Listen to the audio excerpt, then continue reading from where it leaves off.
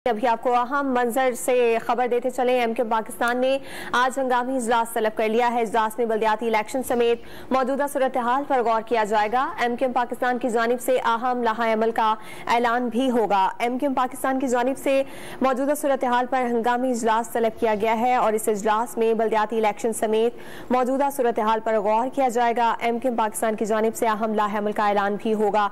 आसिफ अली जरदारी से भी एमक्यूएम के राब्तों का सिलसिला जारी है और उनकी जानिब से मुस्बत पेशरफ से मुतालिक गुफ्तगू भी हुई। ताहम आज एमक्यूएम पाकिस्तान का हंगामी इजलास इस तमाम तर सूरत हाल के पेश नजर तलब किया गया है। इस हवाले से बात करेंगे डॉन न्यूज के नुमाइंदे इमरान अहद से।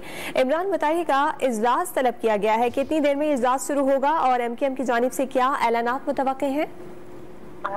देखिए, बिल्कुल मुत्तहिदा कौमी मूवमेंट पाकिस्तान की जानिब से इजलास हंगामी तलब किया गया है। मौजूदा सूरत हाल और बल्दियाती इलेक्शन के हवाले से ये इजलास तलब किया गया है।